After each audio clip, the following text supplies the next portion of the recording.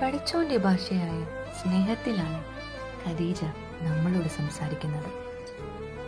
പ്രിയപ്പെട്ടവരെ ചേർത്ത് പിടിക്കാൻ, പ്രിയപ്പെട്ടവരുടെ ലോകത്തെയും സ്വപ്നങ്ങളെയും തൻ്റേതായി സ്നേഹിക്കാൻ, ഒരാളുടെ ജീവിതത്തിലെങ്കിലും പകരം വെക്കാനാവാത്ത മനുഷ്യനായി മാറുവാൻ ഖദീജ നമ്മളോട് പറയാതെ പറഞ്ഞു.